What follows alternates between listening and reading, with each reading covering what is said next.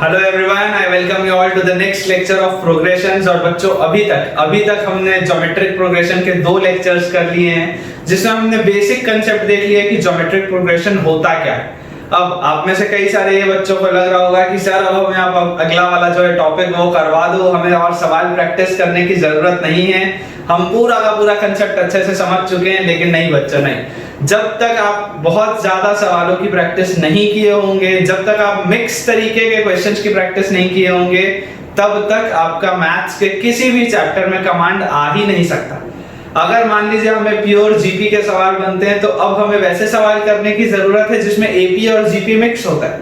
जब हम जीपी अच्छे से पढ़ लिए होंगे, जब हम हार्मोनिक प्रोग्रेशन पढ़ेंगे, तो हम ऐसे सवाल करेंगे जिसमें एपी, जीपी, एचपी सब मिक्स होता है।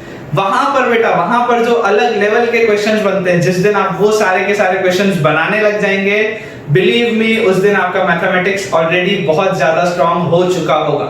ठीक है बच्चों, तो आज के लेक्चर में भी हम कुछ काफी बढ़िया सवाल बनाने वाले हैं।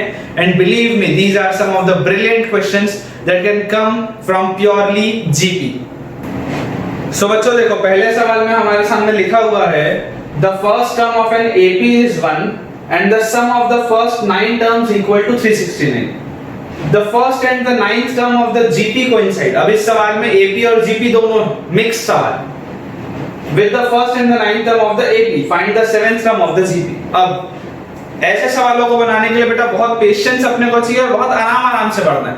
कंफ्यूज नहीं होना है, एक स्टेप बाय स्टेप। हमने अभी तक सारे कंसेप्ट्स अलग पढ़े और अब हमें सारे कंसेप्ट्स को जोड़ना है। तो अगर हम अलग कंसेप्ट्स को जोड़ेंगे अब, तो आपको पेशेंस चाहिए, एक करके, one step at a time. देखो आपके पास यहाँ पे लिखा हुआ है the first term of an AP is 1। मान लेते हैं एक एपी है हमारे पास a plus d, a plus 2d and so on. ये मान लेते हैं हमारे पास एक अरिथमेटिक प्रोग्रेशन है।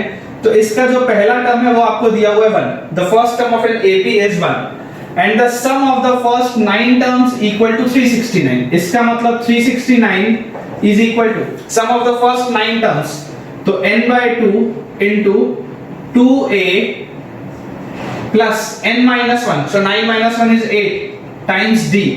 क्या इस रिलेशन से हम बहुत आसानी से कॉमन डिफरेंस की वैल्यू निकाल सकते हैं। सोच के देखो, ये वाला 2 और ये 8 का 8 2 4 कैंसिल आउट। अच्छा, यहाँ पे 9 है, यहाँ पे 369 है, मुझे दिखाई दे रहा है कि ये 4 से 9 4 से 36 और ये 41 बचेगा। तो हमारे पास क्या आ गया बताओ, 41 इज इक्वल टू, ये आ गया बेटा यहाँ पे 1 बचा प्लस 4d, 1 प्लस 4d। तो यहाँ से बच्चों हमारे पास 4d की वैल्यू आ गई 40 एंड d की वैल्यू आ गई 40/4 which is equal to 10। Common difference हमारे पास आ गया 10। One step at a time, I am again repeating my words बच्चों, one step at a time. वैसे हम करेंगे, ऑटोमेटिकली सब कुछ बहुत बढ़िया से हो जाएगा। चल, first 9 terms of an AP is equal to अपने पास आ गया 369। तो यहां से फर्स्ट टर्म और कॉमन डिफरेंस अपने पास आ चुका है। The first and the 9th term of the GP coincide with the first and the 9th term of the AP. अब बेटा आपको बोला कि जो जीपी है, अब आपको बेटा बोला जो जीपी है, मान लेते हैं ये एपी था, जो जीपी है उस जीपी में मुझे बोला गया, मान लो इसका पहला टर्म है कैपिटल ए, और इस जीपी के लिए मान लेते हैं हम जो कॉमन रेशियो होगा दैट इज कैपिटल आर। तो पहला टर्म अगर ए है तो दूसरा टर्म आएगा ए आर, तीसरा टर्म आएगा ए आर स्क्वायर, एंड ऐसा करते हुए 9th term will be a r raise to the power 8। ठीक है, और यहां पर बच्चों अपने पास एपी का 9th टर्म क्या रहा होगा, एपी का 9th टर्म रहा होगा a प्लस 8d। a की वैल्यू 1 मुझे पता है, d की वैल्यू 10 मुझे पता है, तो 1 plus 8 times 10, this gives me 81, which means AP का जो 9th टर्म है, इस AP का जो 9th टर्म है that is 81। आपको ये बोला जा रहा है बच्चों कि AP और GP का फर्स्ट और 9th टर्म कोइंसाइड कर रहा है, which means कि GP का भी पहला टर्म क्या रहा होगा, GP का भी पहला टर्म रहा होगा 1, और GP का भी लास्ट वाला जो टर्म है 9th वाला term that is same as 81। तो यहां से हमारे पास बताओ क्या आ गया। अगर हम बेटा जीपी को सॉल्व करें तो देखो कैपिटल ए की भी वैल्यू 1 होगी क्योंकि दोनों टर्म्स कोइंसाइड कर रहे हैं। So capital A 1 into r raised to the power 8 is equal to 81। अब यहां से अगर हम बोले कॉमन रेशियो कितना होगा, तो common ratio will be 81 raised to the power 1/8, या इसे हम बताओ क्या बोल सकते हैं, 81 क्या होता है बेटा, 81 हमें पता है 3 raised to the power 4 होता है। 81 क्या होता है, 3 raised to the power 4 होता है। और इसका पावर 1/8 है, तो ये कॉमन रेशियो सॉल्व होने के बाद आएगा 3 रेज़ टू द पावर 1/2, जिसको हम बोल सकते हैं √3। कॉमन रेशियो को हम बोल सकते हैं √3। तो हमसे पूछा क्या जा रहा है, हमसे पूछा जा रहा है find the seventh term of the GP, find the seventh term of the GP. So seventh term of the GP का जो सेवेंथ टर्म होगा that will be how much, that will be a into r raised to the power 6, a into r raised to the power 6। Capital A की value 1 है, तो 1 into r की value √3 है, तो √3 raised to the power 6, ये 3 की power 1/2 और यहाँ 6 कटा तो यहाँ पे आएगा 3 का cube which is equal to 27, which is equal to 27। तो हमारे पास जो पहला सवाल था बच्चों उसका आंसर आया 27। अब इस सवाल में हमने क्या-क्या सीखा? इस सवाल में बेटा बहुत ही सिंपल क्वेश्चन है, एपी और जीपी के कांसेप्ट को मिक्स करता हूं। बट अभी तक हमने क्या देखा था? अभी तक हमने एपी अलग से देखा था और अभी तक हमने जीपी अलग से देखा था। ये वाले सवाल में एपी और जीपी मिक्स है। हम आने वाले कुछ लेक्चर में जो क्वेश्चंस का प्रैक्टिस करेंगे सीक्वेंस एंड प्रोग्रेशन में, उसमें हम कुछ ऐसे सवाल करेंगे जिसमें एपी और जीपी मिक्स होगा। हम कुछ ऐसे सवाल करेंगे जो प्योरली जीपी के होंगे and these questions will be the brilliant questions that you have ever seen, right? So without wasting any time बच्चों हम करते हैं अपना दूसरा सवाल। सवाल हमारे सामने बेटा लिखा हुआ है in a set of 4 numbers, 4 numbers का एक सेट है। The first 3 are in GP, जिसके पहले 3 नंबर्स ज्योमेट्रिक प्रोग्रेशन में हैं and the last 3 are in AP, बाद के 3 नंबर्स अरिथमेटिक प्रोग्रेशन में। ठीक है, और फिर लिखा हुआ है with common difference 6 if the first number is the same as the fourth। अगर पहला और चौथा नंबर सेम है find the 4 numbers, find the 4 numbers। तो देखिए इसमें हमें क्या बोला गया, हमारे पास 4 नंबर्स, हमारे पास 4 नंबर्स और इन चारों नंबर्स में कंडीशन क्या दी हुई है, the first 3 numbers are in GP, the first 3 numbers are in GP। इसका मतलब मान लेते हैं अगर पहला नंबर A है, अगला नंबर AR है और तीसरा नंबर AR स्क्वायर है, तो ये टर्म्स मेरे पास आ गए GP में।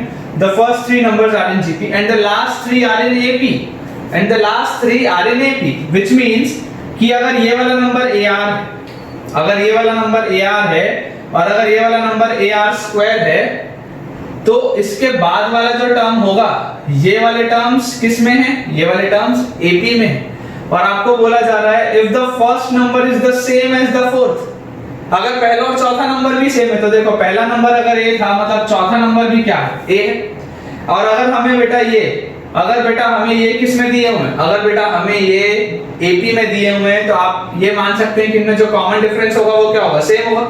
AP में दिया हुआ है, तो देखो क्या दिया हुआ है, कॉमन डिफरेंस 6। कॉमन डिफरेंस की अगर बेटा मेरे पास वैल्यू 6 है, तो आप यहाँ पर देखो, क्या मैं यहाँ पे ये बोल सकता हूँ कि AR square minus AR will be equal to 6, ये मैं बोल सकता हूँ।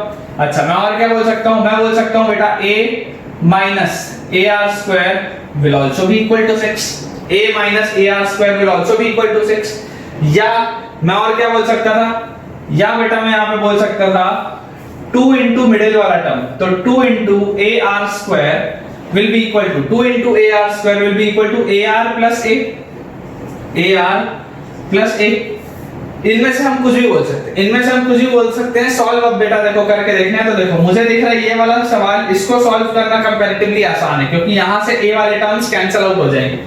तो जैसे ही मैं इसे सॉल्व करूंगा मेरे पास आएगा 2R square will be equal to R plus 1।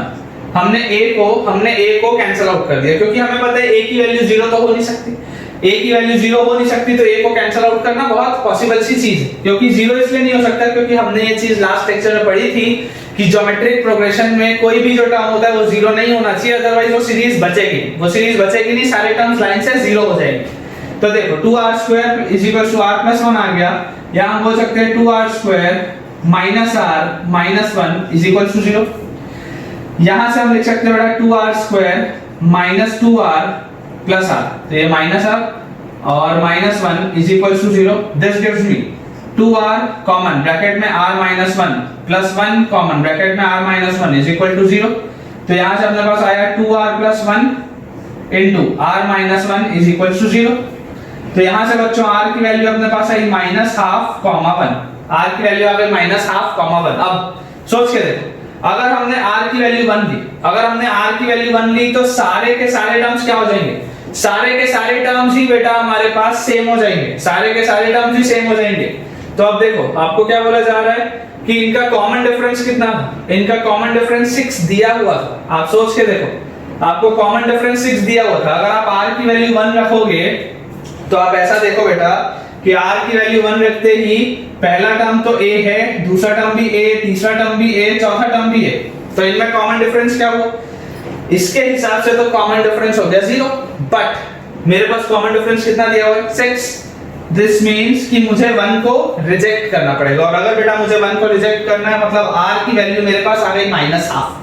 अब अगर मेरे पास r की वैल्यू बेटा -12 आई है तो आप अगर उनमें से किसी भी इक्वेशन में आप इसे पुट करेंगे तो देखिए, अगर मान लीजिए मैं यहाँ पे पुट करता हूँ तो यहाँ से हम ar कॉमन ले लेते हैं, तो a और r की जगह पे -12 ये हमने कॉमन ले लिया, तो ब्रैकेट के अंदर बचेगा क्या r -1। अगर मैं ar कॉमन ले लूंगा तो ब्रैकेट के अंदर बचेगा r -1, तो r है -12 और -1। इसकी वैल्यू अपने पास बताओ कितनी दी हुई है 6, इसकी वैल्यू अपने पास दी हुई है 6, तो यहाँ से आ गया a into -12 और -1/2 और -1 कितना हो गया -3/2, और इसकी वैल्यू है 6। ये माइनस और माइनस कैंसिल आउट, या बोल सकते हैं माइनस इंटू माइनस प्लस। तो यहाँ से देखो ये वाला 3 और ये वाला 6 का फैक्टर तो 2, तो यहाँ से अपने पास a की वैल्यू आ गई बेटा कितना 2 और 2 ये उधर जाएगा, तो 2 cube this will B 8। a की वैल्यू अपने पास बेटा आ जाएगी 8, और जैसे जैसे ही अपने पास a की वैल्यू 8 आ गई तो देखो पहला टर्म आया 8, दूसरा टर्म बोलो क्या आएगा a into r, मतलब 8 into -12, 8 into -12, तो ये बताओ अपने पास कितना हो जाएगा 8 into -12 will be equal to -4, 8 into -12 will be equal to -4। उसके बाद ये फिर -12 से मल्टीप्लाई होगा, ये फिर -12 से मल्टीप्लाई होगा, तो अगला जो टर्म आएगा वो कितना आएगा, वो आ जाएगा बेटा अपने पास 2, वो आ जाएगा अपने पास 2। और अब आप देखो आखिरी वाला टर्म क्या है वापस से 8, तो ये आ गया 8। सोच के देखो ये जो पहले 3 टर्म्स है, ये जो पहले 3 टर्म्स है वो किसमें जीपी में, these 3 terms are in GP। 8 में -12 मल्टीप्लाई हुआ तो -4 आया, -4 में -12 मल्टीप्लाई हुआ तो 2 आया, और उसके बाद के 3 टर्म्स आर इन AP। देखो -4 इसमें 6 जुड़ा तो 2, 2 में 6 जुड़ा तो 8। Beautiful question, beautiful question. आप ये बेटा मान के चलो कि सवाल किसी भी तरीके से बेटा सेट आपको करके दिया जा सकता है। हमें एक एक सवाल को बहुत पेशेंटली सॉल्व करना है, स्टेप बाय स्टेप सॉल्व करना है, और ऐसा हो ही नहीं सकता कि हमारे सवाल का आंसर ना आए। नेक्स्ट क्वेश्चन बेटा हमारे सामने लिखा हुआ है the first, the second and the third term of an AP are a, b and a square. a, b और a स्क्वायर जो है वो 3 टर्म्स हमारे पास AP में है, जहां पे a की वैल्यू हमें बोली जा रही है negative. The first, second and the third term of a GP are a square and b, और a स्क्वायर और b किसमें है GP में, तो हमें a और b की वैल्यू बतानी है। तो पहला पार्ट, अब इसे बेटा आप ऐसा समझो कि अगर हमारे पास एक AP, मान लो अगर एक AP है हमारे पास a plus d a plus 2d, ये मान लो मेरे पास बेटा 3 टर्म्स की AP, ये मान लो बेटा मेरे पास 3 टर्म्स की AP है।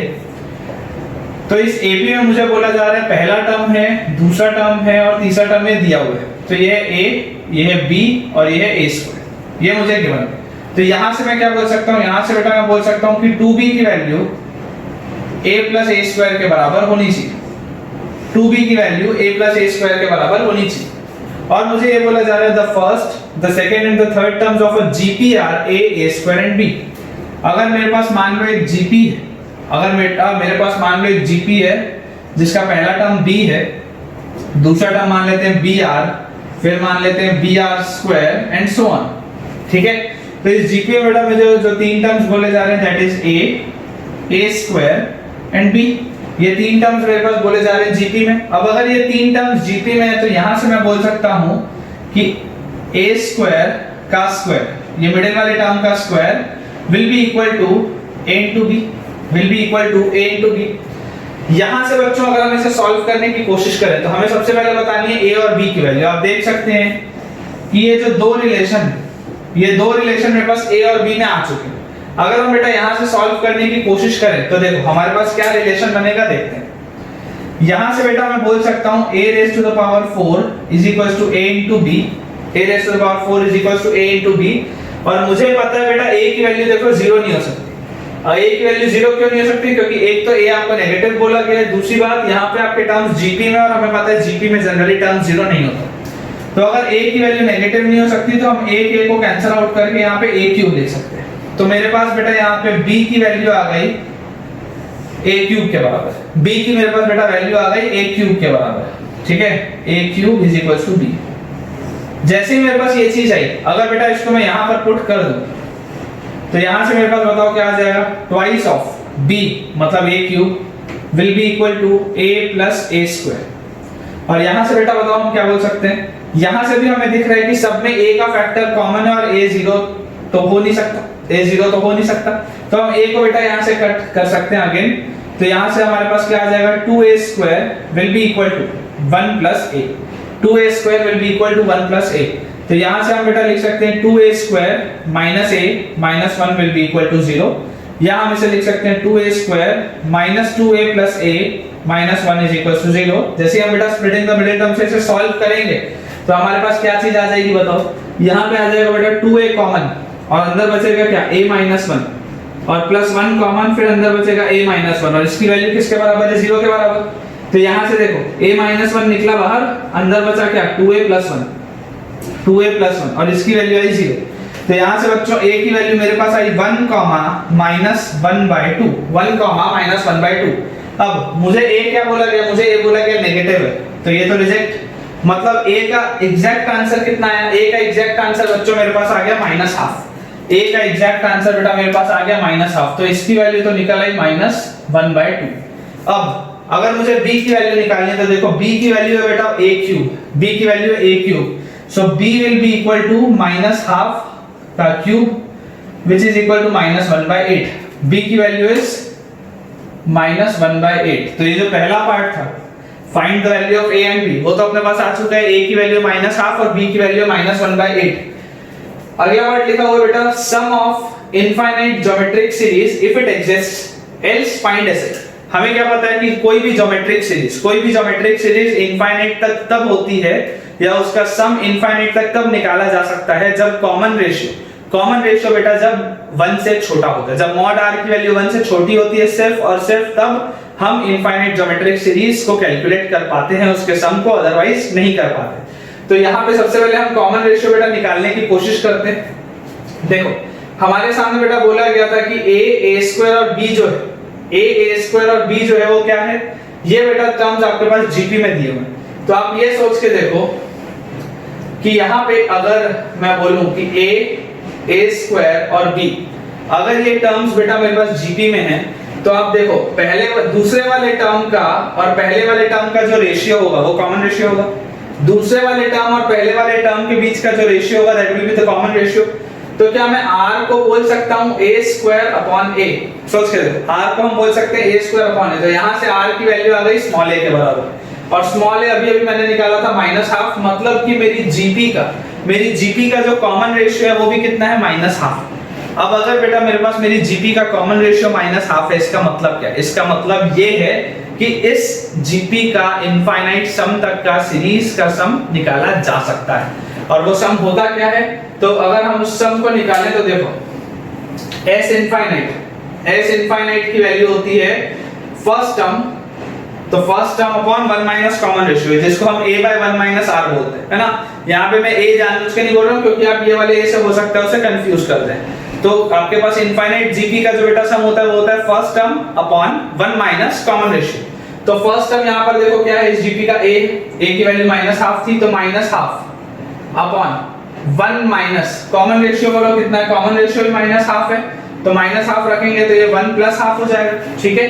तो यहाँ से अपने पास देखो कितना आ गया, minus half upon 1 plus half मतलब 3/2, ये वाला बाय 2 और बाय 2 कट गया, तो s infinity comes out to be minus 1 upon 3, s infinity comes out to be minus 1 upon 3। तो ये जो सेकंड पार्ट है ये भी हो गया, ठीक है। इस तरीके के सवाल बेटा देखो मैं आपको सेम क्वेश्चन में जो मल्टीपल तरीके के सवाल है ये आपके किसी भी टाइप के क्वेश्चन में आ सकता है, हो सकता है इंटीजर टाइप में आ जाए, हो सकता है मैच द कॉलम में आ जाए, हो सकता है मोर देन वन करेक्ट में आ जाए, इवन बेटा ये हो सकता है कि पैराग्राफ टाइप ऑफ क्वेश्चन में है, क्योंकि जेईई एडवांस में पैराग्राफ जैसे सवाल भी आते हैं जिसमें एक पैराग्राफ दे दिया जाता है और उसके बेसिस पे हमें 3 सवालों को सॉल्व करना होता है।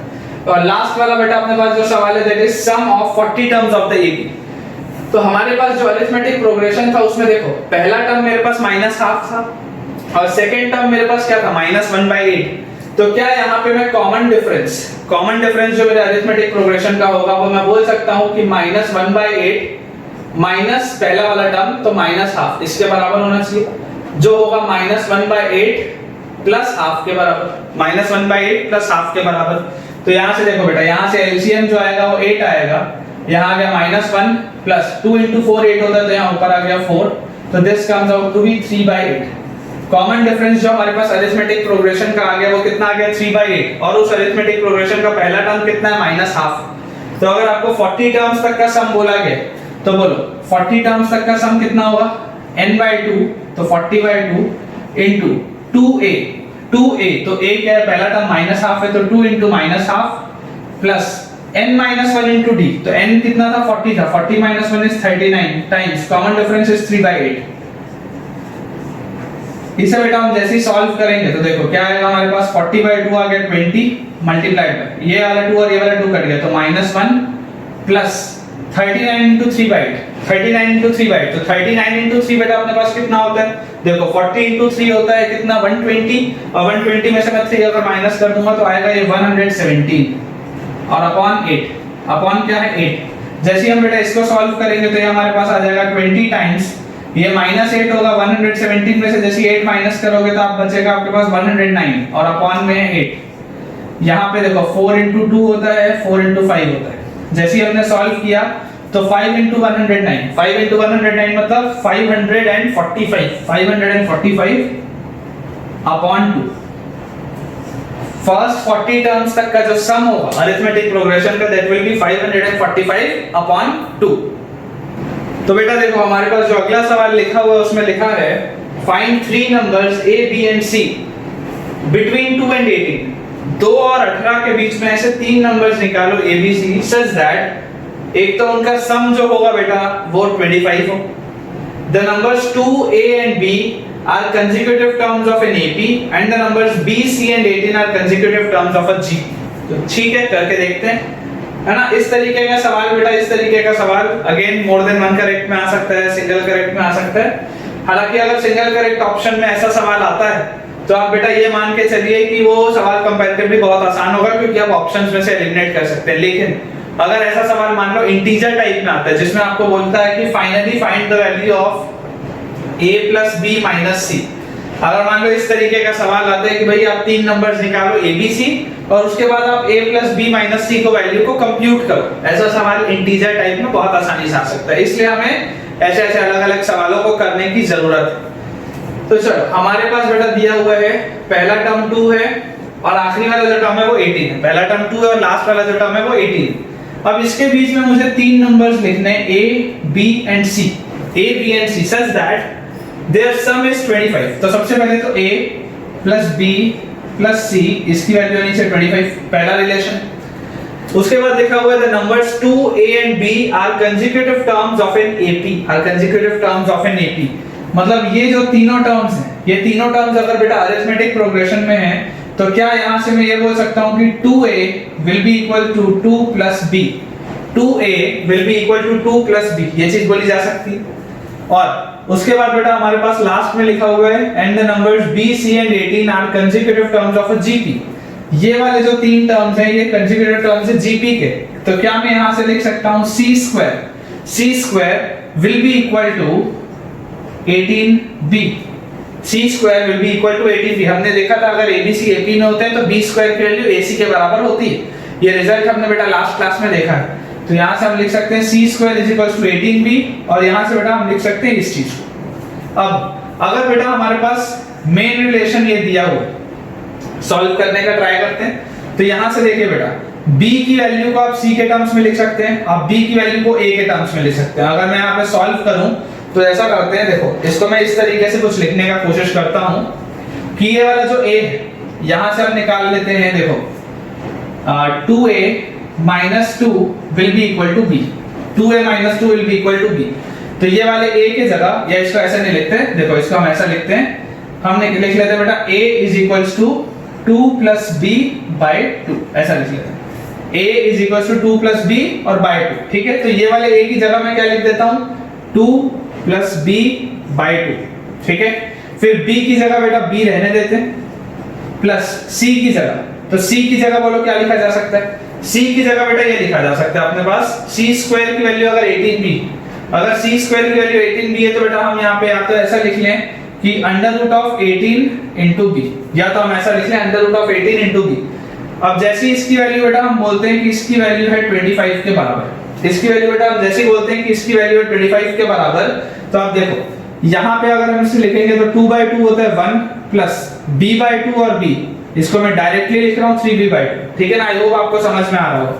Plus under root of 18b जो लिखा हुआ है, तो अंडर रूट ऑफ 18 को हम लिख सकते हैं क्या 3√2, अंडर रूट ऑफ 18 को हम लिख सकते हैं 3√2 और टाइम्स b, और इसकी वैल्यू बेटा 25 के बराबर है ना, b भी रूट के अंदर होगा। ये चलो ऐसा करते हैं इसको पूरे के पूरे को रूट 18b ही रहने देते हैं, इसके पूरे को रूट 18b ही रहने देते हैं, कोई दिक्कत नहीं। तो यहां से बेटा अब देखो हम जब इसको सॉल्व करने का कोशिश करेंगे तो जब ये वाला जब 1 उधर जाएगा तो 25 में से 1 माइनस होगा तो 24 आ जाएगा, ठीक है। और ऐसे वाले इक्वेशन को सॉल्व करने का तरीका हमने पढ़ा है बेटा बचपन की क्लासेस में कि देखो इसको हम कैसे सॉल्व किया जाता है, यहाँ पे रूट ऑफ 18b यही रहने दो और ये 3b/2 को वहां ले जाओ, तो 24 माइनस 3b/2, ठीक। और इसके बाद बेटा दोनों साइड स्क्वायर करो, इसके बाद बेटा दोनों साइड स्क्वायर कर दो। अब देखो होगा जैसे ही हम यहाँ पे स्क्वायर करेंगे अंडर रूट ऑफ 18b का whole square will be equal to 18b and this should be equal to a minus b whole square या x minus y whole square, क्या होता है x square minus plus y square minus 2xy, तो x minus y का whole square करेंगे तो 24 का square is 576 plus y square is 9b square by 4 minus 2 into x into y, ये चीज आ जानी चाहिए, ठीक है। तो यहां से देखो बेटा ये वाला 2 और ये वाला 2 कैंसिल आउट हो गया और 18b इज इक्वल टू 576 और प्लस 9b स्क्वायर बाय 4 और यहां से अपने पास आ गया माइनस 72b, ये पूरी चीज अपने पास आ गई। मुझे बेटा ऐसा इंस्टिंक्ट आ रहा है कि ये पूरा का पूरा 9 के फैक्टर में कॉमन है, ऐसा मुझे लग रहा है कि ये पूरा का पूरा 9 के फैक्टर में कॉमन है। तो देखो अगर हम पूरे में से 9 का फैक्टर रिमूव कर दें तो 18 में से 9 का फैक्टर गया तो बोलो 2b बचा, 576 में से जैसे 9 का फैक्टर जाएगा तो 9 6 54 होगा, फिर 36 64 बचा, प्लस इधर से 9 का फैक्टर गया तो b स्क्वायर बाय 4 बचा और इधर से 9 का फैक्टर गया तो बचा अपने पास 8b, 8, ठीक है। जैसे हम इसको बेटा इधर ले जाते हैं, दूसरे साइड ले जाते हैं, तो देखो यहाँ से अपने पास आ जाएगा। हो सकता है इससे आसान मेथड भी आपको हो सकता है मिल जाए, है ना, कोई दिक्कत वाली बात नहीं। मुझे जो पहले क्लिक किया मैं वो बना, तो यहाँ से माइनस 8b वहां जाएगा तो प्लस 8b हो जाएगा, तो 2b प्लस 8b आ जाएगा अपने पास 10b और उसके बाद this will be equal to 64 plus b square by 4, 64 plus b square by 4। जैसे ही हम बेटा 4 से दोनों साइड मल्टीप्लाई कर देंगे तो हमारे पास आ जाएगा 40b is equal to 60 into 4 is 240 और ये 256 प्लस b स्क्वायर, यहाँ हम लिख सकते हैं b square minus 40b plus 256 is equal to 0, b square minus 40b plus 256 is equal to 0। अब यहाँ से बताओ क्या है, यहाँ से बेटा अपने पास डायरेक्टली b की वैल्यू आ सकती है, b will be equal to minus b plus minus root over b square minus 4ac by 2, तो यहां से आ गया 40 plus minus root over 4 into 256 बताओ कितना होगा, 4 into 200 is 800, 4 into 50 is 200, तो 800 और 200 हो गया 1000 और उसके बाद 4 into 6 is 24, तो 1024। 1600 में से बेटा जब आप 1024 माइनस करोगे तो आपके पास क्या बचेगा, 576 बचेगा, है ना। ओरल कैलकुलेशन, हर चीज लिखना नहीं है, समय बचता है। 1600 में से 1024 गया, 576 बचा और 576 का अंडर रूट मुझे पता है 24 होता है, तो जबरदस्ती लिखने वाली जरूरत नहीं है। अब तो यहां से अपने पास बताओ क्या आ गया, b की वैल्यू 40 प्लस 24 64 बाय 2 या तो 32 कॉमा 40 माइनस 24 16 बाय 2 8, b की दो पॉसिबल वैल्यूज आई 32 और 8, b की दो पॉसिबल वैल्यूज आई 32 और 8। अब जैसे ही बेटा अपने पास इसकी दो पॉसिबल वैल्यूज आ गई 32 का 8, तो हम यहाँ पर देख लेते हैं। देखो a b और c को आपको बेटा 2 और 18 के बीच में 2 और 18 के बीच में आपको डालना था। तो मुझे ये समझ में आता है कि यार नहीं 32 तो नहीं हो सकता ना, नहीं तो तीनों का सम भी कैसे आएगा 25, पॉसिबल ही नहीं। तो b की वैल्यू तो आ गई 8, ठीक है। अब जैसे ही बेटा b की वैल्यू 8 आई तो देखो यहाँ पर जब आप पुट करोगे तो a की वैल्यू बोलो कितनी आ जाएगी 2 + 8, 2 + 8 इज 10, 10/2 इज 5, a की वैल्यू आ गई 5, ठीक है। और इसके बाद बेटा अगर हम c के लिए देखो तो देखो c² की वैल्यू है 18b, b की वैल्यू अपने पास आई है 8, b की वैल्यू अपने पास आई है 8, तो बोलो c की वैल्यू कितनी आ जाएगी 18 * 8 का under root will be equal to c, ठीक है। और हमें ऑब्वियसली पता है कि c जो होगा वो पॉजिटिव ही होगा, तो यहां से बेटा अपने पास c की वैल्यू आ जाएगी। देखो इसका 1 2 इधर दे देते हैं तो 16 आ जाएगा, यहां 9 बच जाएगा, तो 9 में से 3 बाहर आया, 16 में से 4 बाहर आया और इसकी वैल्यू आ गई 12। c की वैल्यू अपने पास बेटा आ गई 12, क्योंकि 18 * 8 अपने पास बेटा आ जाएगा 144, तो c की वैल्यू आ गई अपने पास 12। तो the three numbers between 2 and 18 will be कुछ इस तरीके से। देखो 2, उसके बाद a की जगह आपके पास आ जाएगा कितना 5, उसके बाद b की जगह अपने पास आ जाएगा कितना बेटा, b अपन ने कहां निकाला है, b की वैल्यू आई है अपने पास 8, है ना, b की वैल्यू अपने पास आई है 8, और c की वैल्यू अपने पास आई है 12, और लास्ट वाला नंबर अपने पास है 18। तो अब ये जो तीन नंबर्स हैं, ये जो तीन नंबर्स है 5 8 और 12, 5 8 और 12, बोलो तीनों का सम कितना, 5 और 8 13, 13 और 12 25, ठीक। उसके बाद देखो क्या लिखा है, the numbers 2 a and b are consecutive terms of an AP। 2 5 और 8 तीनों में कॉमन डिफरेंस कितने का है 3 का, तीनों में कॉमन डिफरेंस कितने का है 3 का। The numbers b c and 18 are consecutive terms of a GP। पहला टर्म 8 में बोलो क्या मल्टीप्लाई किया, 8 में मैंने बेटा मल्टीप्लाई किया 3/2, तो मेरे पास आया 12 में मैंने क्या मल्टीप्लाई किया 3/2, मेरे पास आया कितना, मेरे पास आ गया बेटा 18। 12 में जैसे 3 से मल्टीप्लाई करूंगा तो 36/2 करूंगा तो 18। तो ये अपने पास है बेटा करेक्ट आंसर। अब इमेजिन करो अगर इस तरीके का सवाल तुम्हारे पास इंटीजर टाइप में आया होता और अगर हमने a b c की वैल्यू निकाल ली है, तो मान लो तुम्हें बोला जाता find the value of a + b - c, find the value of a + b - c, और उसको आपको बबल करना होता या टिक करना होता या इंटीजर टाइप वाला सवाल होता तो उसमें फीड करना होता सिस्टम में। तो a + b - c बोलो कितना होता, 5 और 8 13, 13 और -12, वन आंसर इसका आता।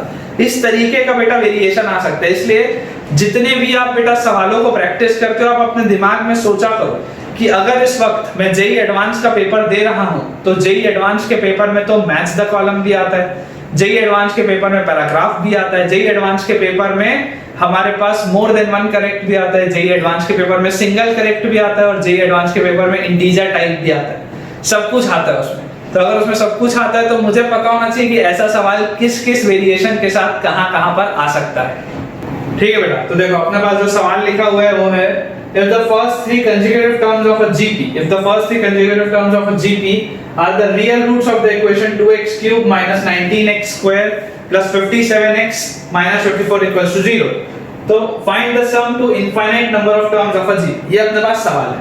अब इमेजिन करो, आपको याद करो बेटा, मैंने आपको बताया था कि अगर अपने पास इक्वेशन है 2x³ - 19x² और +57x और -54 = 0।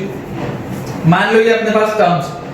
अब इसमें बेटा मैंने आपको क्या बताया कि आपके पास अगर एक जैसे क्यूबिक लिखा हुआ है तो आपको पता है कि सम ऑफ द रूट्स क्या होगा, सम ऑफ द रूट्स होगा 19/2, ठीक है ना, -b/a, तो 19/2। Sum of product of roots taken 2 at a time क्या होगा c/a, which will be 57/2, and product of roots will be -d/a, so that will be 54/2, that is 27। product of roots कितना होगा 27 होगा। अब क्योंकि बेटा हमें तीन टर्म्स जो बोले गए वो तीनों टर्म्स किसमें जीपी में है, तो आपको बेटा मैंने एक तरीका समझाया था, मैंने आपको एक तरीका समझाया था कि जब आपको सपोज करना होता है जीपी के टर्म्स को, जैसे एपी में हम करते थे कि अगर मान लो तीन टर्म्स है तो आप बीच में रखोगे a, इधर रखोगे a - d, उधर रखोगे a + d, ऐसे हम करते थे। अगर मान लो आपके पास जीपी है तो हम क्या करेंगे, बीच में रखेंगे a, इधर रखेंगे a/r, उधर रखेंगे a * r, बीच में a, इधर रखा a/r, उधर रखा a * r, तो पहला टर्म क्या हो गया जीपी का a/r, बीच वाला टर्म a, लास्ट वाला टर्म ar, कॉमन रेशियो अभी भी क्या है r, कॉमन रेशियो अभी भी क्या है r। तो देखो हमने मान लिया बेटा जीपी के तीन terms a by r, a और ar, ठीक है। जीपी के terms product of roots, product of roots बेटा मुझे पता है minus b by a, c by a, minus d by a, तो minus of minus 54 by 2 that is 27, and this shall be equal to a by r multiplied by a multiplied by ar। तो ये r से r cancel out हो गया, तो बच्चों 27 की value I a cube के बराबर और a की वैल्यू आई 3 के बराबर, a की वैल्यू आई 3 के बराबर। क्योंकि a इटसेल्फ एक रूट है तो मुझे अभी ऑलरेडी ये चीज पता चल चुकी है कि तीन रूट्स में से एक रूट तो 3। अब हमें क्या बोला जा रहा है, find the sum to infinite number of terms of a GP. आपको अगर इनफाइनाइट बेटा टर्म्स का सम बताना है तो वो क्या होता है, वो होता है first term upon 1 minus common ratio, first term upon 1 minus common ratio. Common ratio जरूर यहाँ पे r है, फर्स्ट टर्म है a बाय r, तो हमें इसके लिए r की भी वैल्यू निकालनी जरूरी है। अब देखो सम ऑफ रूट्स हमारे पास बोलो कितना है, सम ऑफ रूट्स बेटा हमारे पास होता है माइनस b बाय a, तो a by r plus a plus ar, इसकी वैल्यू कितनी होनी चाहिए माइनस b बाय a, मतलब माइनस ऑफ माइनस 19 बाय 2। ये चीज आप बेटा 10वीं में पढ़ के आए हो, minus of minus 19 by 2 minus b by a, minus b by a। तो यहां से अपने पास बेटा ये आ जाएगा 19 अपॉन 2 और a की वैल्यू क्योंकि 3 है तो ये आ गया 3 बाय r प्लस 3r, ठीक है। तीन मैं सब में से बेटा कॉमन निकाल सकता हूं बहुत आसानी से, तो 3 मैंने निकाला कॉमन, यहां पे मेरे पास बचा 1 by r plus 1 plus r is equal to 19 by 2, is equal to 19 by 2। और ये वाले 3 को यहां से उठा के नीचे ले आते हैं तो 2 into 3 हो जाएगा 6। अब हम इसे सॉल्व करके देखते हैं। तो देखो जैसी बेटा मेरे पास ये वाली चीज आई, इसे बताओ मैं क्या लिख सकता हूं, इसे बेटा मैं लिख सकता हूं 1 बाय, अब मान लो ऐसा करते हैं अपन इधर भी और इधर भी दोनों साइड क्या कर देते हैं r से मल्टीप्लाई कर देते हैं। तो देखो 1 बाय r जब r से मल्टीप्लाई होगा तो क्या बचेगा 1 बचेगा, फिर 1 जब r से मल्टीप्लाई होगा तो r आएगा, r जब r से मल्टीप्लाई होगा तो r स्क्वायर आएगा। एलसीएम ले लो या दोनों साइड r से मल्टीप्लाई कर दो, बात एक है। तुमको जैसे समझना है तुम बेटा वैसे बोल सकते हो। मैं अगर बोल रहा हूं कि दोनों साइड को r से मल्टीप्लाई कर देते तब भी आएगा, तुम बोलोगे सर एलसीएम ले लेते तब भी वही आएगा, फर्क नहीं पड़ता, ठीक है, बिल्कुल भी फर्क नहीं पड़ता। इधर r से बेटा अपन मल्टीप्लाई करेंगे तो ये आएगा 19r बाय 6, 19r बाय 6, और ये वाले 6 को अपन उधर ट्रांसपोज कर देते हैं, ठीक है। तो ये 6 जब घूम के वहां गया, जब ये वाला 6 घूमते फिरते यहाँ पे पहुंचा तो 6 से मल्टीप्लाई हो गया पूरा, तो अपने पास बोलो क्या आया 6 प्लस 6r स्क्वायर बराबर 19r। और अगर मैं सारे टर्म्स को एक साइड ले आऊं तो मैं बोलूंगा 6r square plus minus 6r square minus कितना आ जाएगा 6r और माइनस 19r, 6r और माइनस 19r बोलो कितना माइनस 13r, और यहाँ पे आएगा प्लस 6 इज इक्वल टू 0। बोलो आखिर ऐसा होगा या नहीं होगा, ठीक है। और जैसे ही अपने पास ये चीज आई, अब बोलो क्या अपन कर सकते हैं, इसको अपन लिख सकते हैं 6r square minus 12r minus r, तो ये हो गया माइनस 13r और प्लस 6 इज इक्वल टू 0। क्या ऐसे में स्प्लिट होगा क्या, सोच के देखो यहाँ पे 6 into 6 36 होना चाहिए, ये गलत लिखा है, ऐसे में स्प्लिट नहीं होगा। तो हम ऐसा करते हैं कि क्योंकि ये ऐसे में स्प्लिट नहीं होगा, हम इसको लिख लेते हैं 9 और 4, है ना, 9 और 4 करेंगे तो 36 में स्प्लिट हो जाएगा। इसको लिखते हैं 6r square minus 9r minus 4r, तो ये माइनस 36 और प्लस 6 इज इक्वल टू 0, है ना, माइनस माइनस प्लस, ठीक है, सही, ये सही। तो यहाँ से बेटा देखो अपन ने 3r कॉमन निकाला, अंदर अपने पास बचा यहाँ पे 2r और माइनस 3, और इन दोनों में से अपन ने माइनस 2 कॉमन निकाला, अंदर बचा अपने पास 2r माइनस 3 और इक्वल्स टू 0। तो यहाँ से अपने पास आया 3r minus 2 times 2r minus 3 is equal to 0। तो यहाँ से बच्चों अपने पास आया r की वैल्यू 2/3, 3/2, 2/3, 3/2। अब हमें क्या बोला गया है, हमें बेटा बोला गया है कि अगर r की वैल्यू अपने पास 2/3 और 3/2 आ चुकी है तो हमें यहाँ पर क्या बताना है बेटा, find the sum to infinite number of terms, infinite number of terms का सम बताना है। हमें यहाँ पे इनफाइनाइट नंबर ऑफ टर्म्स का सम बताना है। अब तुम सोच के देखो, आपके पास बेटा इनफाइनाइट नंबर्स का टर्म का सम कब आएगा, वो तब आएगा जब कॉमन रेशियो 1 से छोटा होगा। अगर कॉमन रेशियो 1 से बड़ा है तो इनफाइनाइट हो जाएगा। सोच के देखो, अगर कॉमन रेशियो 1 से बड़ा है तो आपके पास तो इनफाइनाइट हो जाएगा, कॉमन रेशियो 1 से छोटा होगा सिर्फ और सिर्फ तभी तो आ सकता है, सिर्फ और सिर्फ तभी तो आ सकता है। तो यहाँ पर देखो जैसी r की वैल्यू हमारे पास 2 आ रही है, तो जो पहला टर्म बोलो क्या हो जाएगा।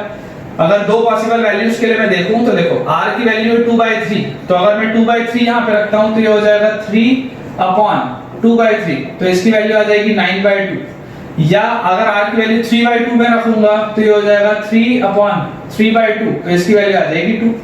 ये दो पॉसिबल वैल्यूज है, या तो इसकी वैल्यू आ जाएगी 9/2 या इसकी वैल्यू आ जाएगी 2, ठीक है। और इसके बाद बेटा जैसे ही आप देखें बीच वाला टर्म तो आपके पास 3 आ चुका है, लास्ट वाला टर्म को आप 3 r की जगह 2/3, तो या तो इसकी वैल्यू आ गई 2 के बराबर, या 3 r की जगह 3/2, इसकी वैल्यू अपने पास आ गई 9/2 के बराबर।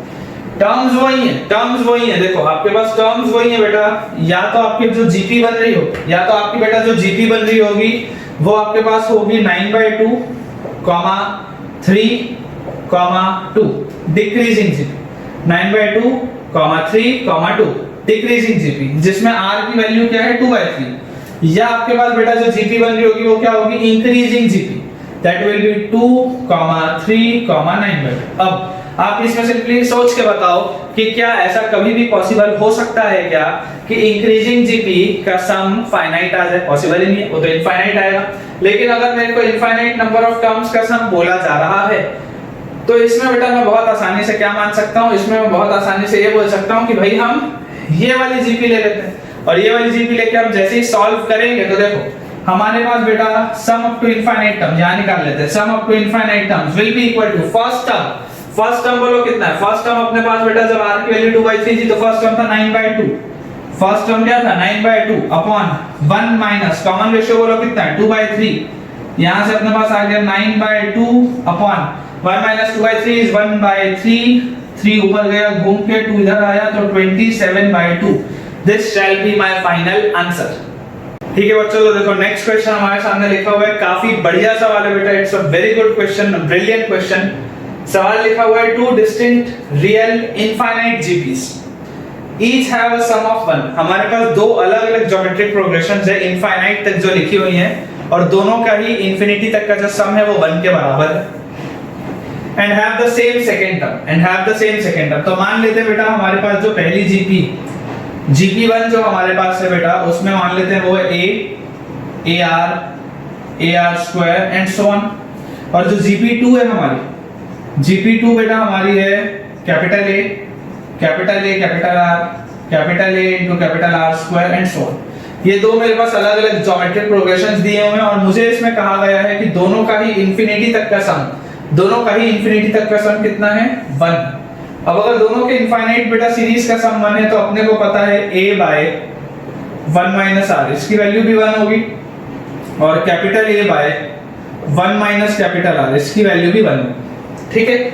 जैसे बेटा अपने पास ये चीज आ गई तो यहां से अपन बोलो क्या बोल सकते हैं, यहां से बेटा अपन बोल सकते हैं कि स्मॉल a = 1 - स्मॉल r, और यहां से बेटा अपन बोल सकते हैं कैपिटल A = 1 - कैपिटल, ये चीज हम बोल सकते हैं। अब बेटा जैसी हमने ये चीज कही, यहां से अब देखो बेटा आपको बोला जा रहा है and have the same second term, इन दोनों का सेकंड टर्म सेम है। मतलब क्या, मतलब ये कि small a into small r is equal to capital A into capital R। ये भी अपने को दिया हुआ, जो अपने को बेटा इंफॉर्मेशन निकलते जा रहा है अपन वो सारी इंफॉर्मेशन निकालते जा रहे हैं ना। फिर लिखा है बेटा the third term of one of the series is 1/8, दोनों में से किसी भी एक सीरीज का जो थर्ड टर्म है वो 1/8 है। चलो मान लेते हैं कि पहली वाली सीरीज है उसका सम 1/8, थर्ड वाला टर्म जो है 1/8 है। होमवर्क में रख लो, दूसरी सीरीज में भी तुम करके देख लेना कि अगर ये 1/8 होता तो जो आंसर है वो आ रहा है या नहीं आ रहा। अब अगर AR² का बेटा अपने पास वैल्यू 1/8 है तो हमसे बोला जा रहा है कि if the second term of both the series can be written in the form √m - n upon p, अगर सेकंड वाले टर्म को मैं √m - n upon p के फॉर्म में लिख सकता हूं, जहां पे m, n और p पॉजिटिव इंटीजर्स हैं, और m जो है बेटा वो डिविजिबल नहीं है किसी भी स्क्वायर के प्राइम से, है ना, किसी भी प्राइम के स्क्वायर से वो डिविजिबल नहीं। तो find the value of 100m + 10n + p। बहुत अच्छा सवाल। तो यहां से बेटा आप देखो, अगर हमें ये दिया हुआ है कि small a into r square की वैल्यू 1/8, अगर हमें ये दिया हुआ है तो आप बेटा एक चीज आपको क्या पता है, देखो आपको बेटा ये चीज पता है कि हमें फाइनली वैल्यू किसकी निकालनी है, a इंटू आर की वैल्यू निकालनी है। तो अगर मैं आपको यहाँ पे ये बोलूं कि इस एक r को हम यहाँ ले जाते हैं तो क्या a इंटू आर की वैल्यू 1/8r के बराबर होगी, ये चीज अपने को समझ में आती है कि a इंटू आर की वैल्यू 1/8r के बराबर होगी।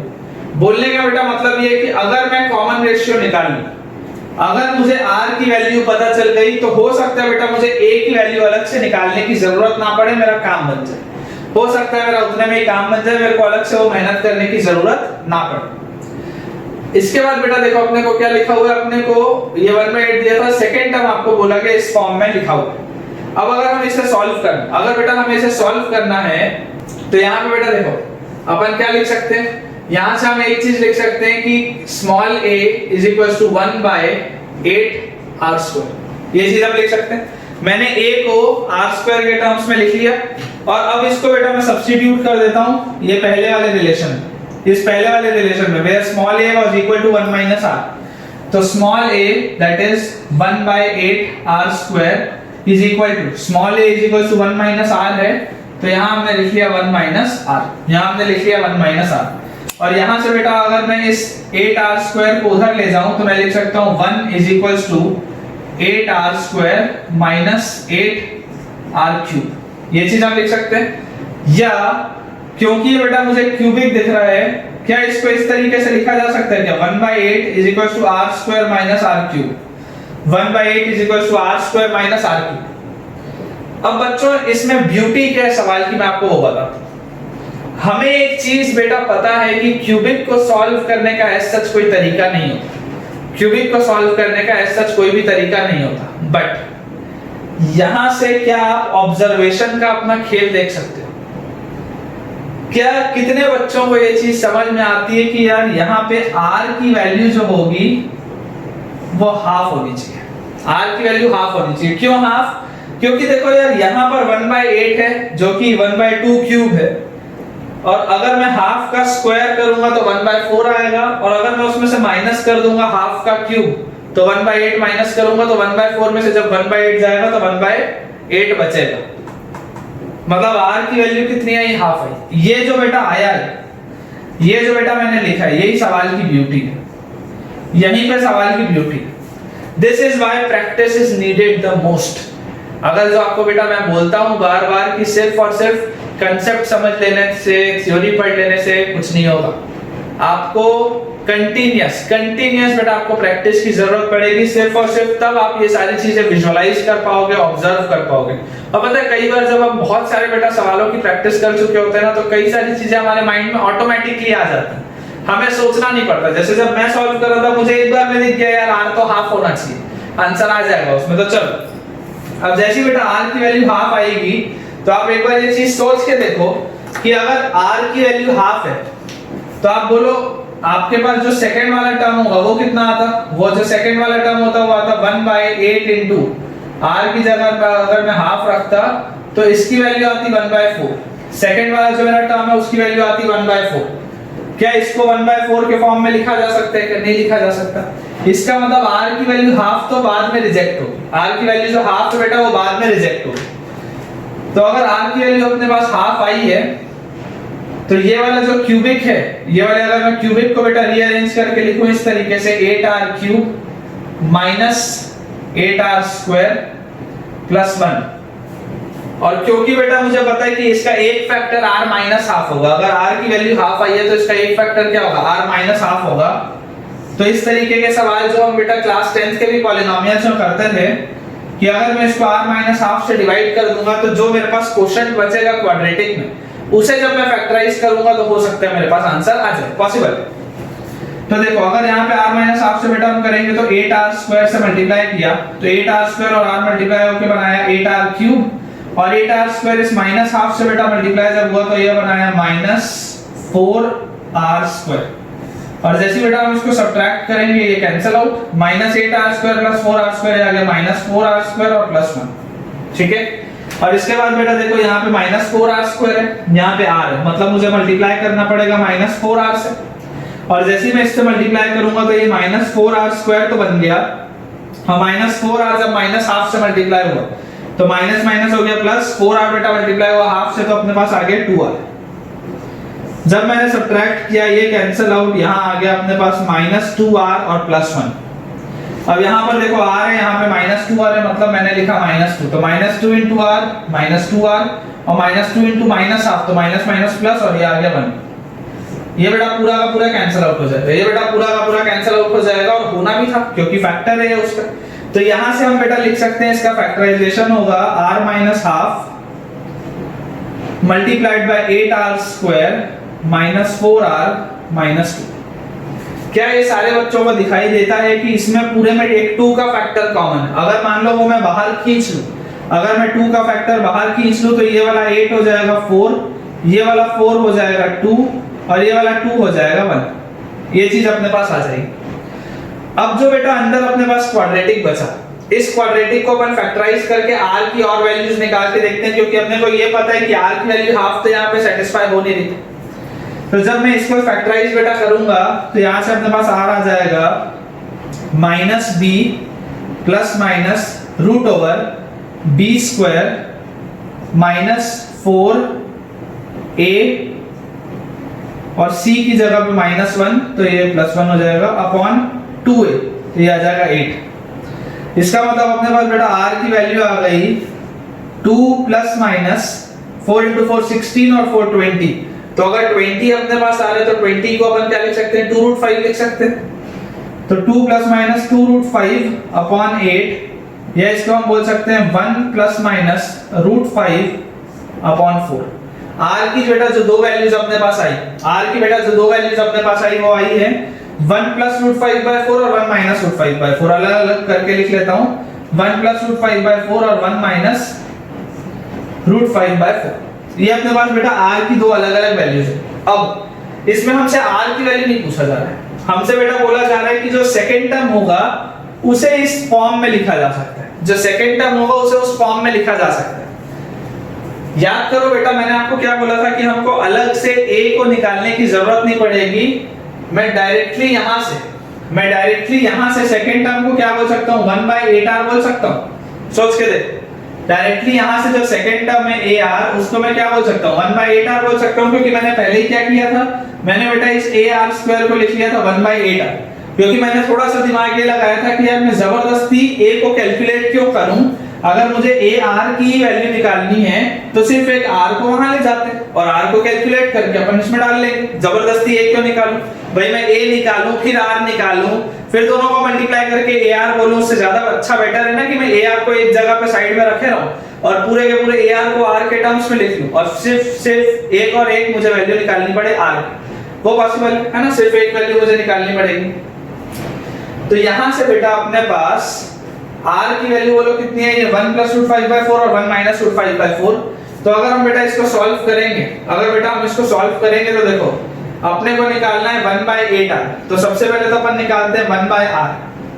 1/r बोलो कितना होगा, 1/r हो जाएगा 4/√5 + 1, 4/1 - √5। ये दो चीजें आएंगी। और अगर हम बेटा इसको रैशनलाइज करेंगे, रैशनलाइज अगर मैं करके लिखूं तो √5 - 1 से ऊपर नीचे मल्टीप्लाई किया तो ये आया 4 × √5 - 1 अपॉन √5 - 1 करेंगे तो 5 - 1 आ जाएगा, 4 बचेगा 1/r, है ना। मैं डायरेक्टली लिख रहा हूं बेटा, आप लोग सॉल्व करके कर लेना। और यहां पर आ जाएगा जब मैं 1 + √5 से ऊपर नीचे मल्टीप्लाई डिवाइड करूंगा तो 4 × 1 + √5 अपॉन 1 + √5 × 1 - √5 आ जाएगा 1 - 5, दिस विल बी -4। तो ये 4 से 4 कटा, ये 4 से 4 कटा, यहाँ पे नीचे बच गया -1। यहाँ पे नीचे क्या बच गया, -1। और 1/r अपने पास आ गया, अपने को निकालना अगर 1/8r को है तो अगर मैं 8 से डिवाइड कर दूं तो ये मेरे पास आ जाएगा, ये -1 जो था ये अपने पास आ जाएगा -8, ये अपने पास आ जाएगा -8। अब बेटा देखो क्या ये वाली चीज इस फॉर्मेट से मिलती जुलती, देखो यहाँ पे माइनस साइन आ गया तो ये तो दोनों में माइनस लग गया, तो ये वाली चीज तो इससे नहीं मिल रही, लेकिन ये वाला जो है फॉर्मेट ये बेटा इससे मिल रहा है। और अगर इस फॉर्मेट को बेटा मैं लिखूं इसमें अच्छे से तो सेकंड टर्म जो मेरे पास आ रहा है वो आ रहा है √5 -1/8, √5 -1/8। जहां से अगर हम बोले m की वैल्यू है 5 तो 100m कितना हो जाएगा, 100 × 5। उसके बाद बेटा n की वैल्यू है 1 तो 10 × 1 तो ये आ जाएगा 10, और p की वैल्यू है बेटा 8 तो यहाँ पे आ जाएगा 8। तो इस पूरे का आंसर मेरे हिसाब से आना चाहिए बेटा 518। ये भी बेटा जो सवाल है ये इंटीजर टाइप क्वेश्चन में आ सकता है, and it is one of the best questions of geometric progression जो आप देख सकते हैं। इसमें काफी सारा बेटा कंसेप्ट पॉलिनोमियल्स का लगा है, जीपी का लगा है, इनफाइनाइट जीपी का सम लगा है, कैलकुलेशन हुआ है, बहुत सारी चीजें, और अल्टीमेटली जो आंसर आया है वो किसमें आया है, इंटीजर टाइप में आया है। ठीक है बच्चों, तो आई होप आपको आज का लेक्चर पूरा का पूरा बढ़िया से समझ में आया होगा, और ये सारे के सारे होमवर्क क्वेश्चंस को भी आपने वीडियो पॉज करके लिख लिया होगा। सो विद दिस बच्चों we have come to the end of today's lecture, और आज हमने कई सारे अच्छे सवाल बनाए हैं ज्योमेट्रिक प्रोग्रेशन के। खासकर लास्ट वाला सवाल जो था वो काफी अच्छा था, और अगर आपको उसका कंसेप्ट और उस तरीके का सवाल पसंद आया हो तो इस वीडियो को लाइक करना कंपलसरी है। कमेंट्स में बेटा मुझे जरूर आपको इन सारे के सारे क्वेश्चंस को आपको सॉल्व करके मुझे कमेंट सेक्शन में इनके आंसर्स पोस्ट करने हैं। एंड अगर आपको वीडियो पसंद आया है तो इस वीडियो के लिंक को अपने फ्रेंड्स से भी शेयर करें, खुद भी चैनल सब्सक्राइब करो, अपने फ्रेंड्स को भी बोलो चैनल सब्सक्राइब करने, सो दैट कि वो लोगों को भी अपडेट्स मिलते रहे सारे के सारे लेक्चर्स के। टिल देन बच्चों, thank you very much for watching this video.